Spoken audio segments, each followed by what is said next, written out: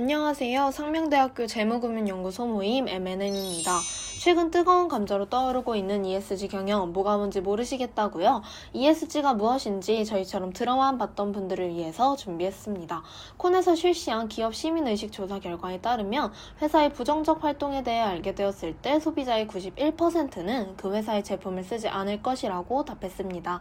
심지어 불매운동을 벌이겠다고 답한 비율이 76%에 달했는데요. 이러한 소비자의 반응이 실제로도 영향을 미칠까요? 2022년 10월경 A사의 공장에서 발생한 노동자의 근무 중 게임 사고는 많은 이들의 가슴을 아프게 했습니다. 사고 당시 A사의 안전장치는 제거된 상태였으며 사고 이후의 대응도 적절하지 못했다는 지적이 있었습니다. 이에 소비자들은 각종 합성 사진들과 게시물들을 SNS에 게시하며 불매운동을 시작했습니다. 결국 A사는 불매운동으로 판매량이 떨어진 만큼 본사층에서 조치를 취하겠다는 입장을 밝혔습니다. 이처럼 사회적 책임이 기업의 중요한 과제로 대두되면서 한 가지 궁금증이 생겨났습니다. 아니, 기업은 돈만 벌면 되는 거 아니었어? 사회적 책임뿐만 아니라 환경, 지배구조의 가치를 추구하는 경영, ESG 경영, 지금 시작합니다. 먼저 자본주의 연역에 대해 살펴보겠습니다. 18세기 후반 유럽에선 봉건제의 붕괴와 함께 자유방임주의가 태동했습니다. 경제활동에 대한 법적 규제는 경제질서의 혼란만을 가져오며 개인의 기업가 정신과 모험심이 경제사회 발전의 원동력이 된다는 것입니다. 즉, 이 시기의 국가는 외교와 국방, 치안 등과 같은 최소한의 기능만을 가졌습니다. 하지만 자본주의의 고도화로 인해 여러 사회적 문제들이 발생했고, 이에 따라 국가의 직접적 개입이 필요하다는 수정자본주의가 제기되었습니다.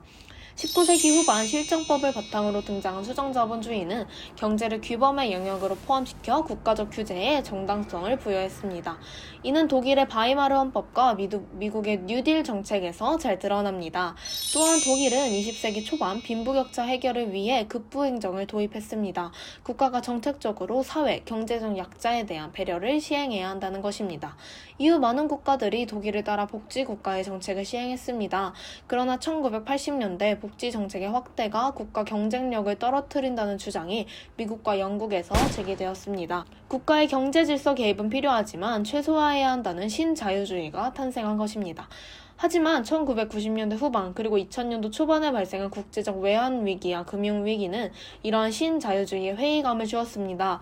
기업의 사회적 책임과 이해관계자의 중요성이 급부상하게 된 것입니다. 그러면 ESG는 과연 무엇일까요? ESG의 기본 개념은 다음과 같습니다. E. environment, 환경, S. social, 사회, G. governance의 지배구조, 이 세 가지를 통틀어서 ESG라고 합니다. 이는 지구온난화 방지를 위한 탄소 배출량 절감, 그리고 제조 공정에서의 쓰레기 절감을 위한 노력, 그 외 효율적인 에너지 사용, 생물 다양성 보존, 기후변화 및 환경오염 완화 등 환경보호를 위한 기업의 활동들을 나타냅니다. S는 인권 문제에 대한 기업의 대응, 직장 내 근로자의 성차별 방지, 또 앞서 언급한 SBC사의 사례처럼 근로자의 안전 확보 등에 관한 부분을 나타냅니다. G는 기업의 부패 및 비리 방지, 투명한 정보 공개와 건전한 기업 경영을 위한 기업의 조직 및 관리 체계 등을 나타냅니다. 과거의 ESG 투자는 지속 가능한 투자 철학과 사회적 책임 투자를 기반으로 성장하여 투자 포트폴리오 내에 투자 금지 회사를 설정하고 배제하는 방향이었습니다. 그러나 최근에는 차츰 ESG 요소에 긍정적인 기여를 하는 회사를 선별적으로 포트폴리오에 집어넣는 방향으로 변화하고 있습니다. 또 주로 환경보호와 관련된 내용이 ESG의 주된 평가 요소이지만 점차 나머지 두 부분의 중요성도 증가하는 추세입니다. ESG는 조직 내외부의 이해관계자로부터 지속적인 의견을 구해 조직을 망가뜨리거나 잠복해 있을 위험을 해결하는 데 도움을 주고 다양한 이해관계자들과의 접점을 제공하여 새로운 비즈니스의 기회를 제공할 수 있습니다. 또 기업이 사회적으로 바람직한지 투자 결정에 있어서 비재무적 요소로 작용하고 미래의 불확실한 위험을 통제할 수 있는지에 대한 능력을 평가할 수 있는 요소입니다. 즉, 좋은 ESG 지표는 그 기업이 얼마나 위험에 강한지를 나타냅니다. 올바른 ESG 경영을 위해서 우선 ESG와 뗄래야 뗄 수 없는 것이 바로 지속 가능성입니다. 단순히 환경 문제와 직결된 문제뿐만 아니라 기업의 장기적 존속과 수익 창출, 성장을 위해 필요한 것이 바로 지속 가능성입니다. 둘은 동의어는 아니지만 결국 ESG의 모든 요소는 지속 가능성에 기여하게 됩니다. 또 ESG 경영을 위해서는 명확한 사업 목표와 방식을 설정하고 뚜렷한 비전과 이해를 가진 경영이 필요합니다.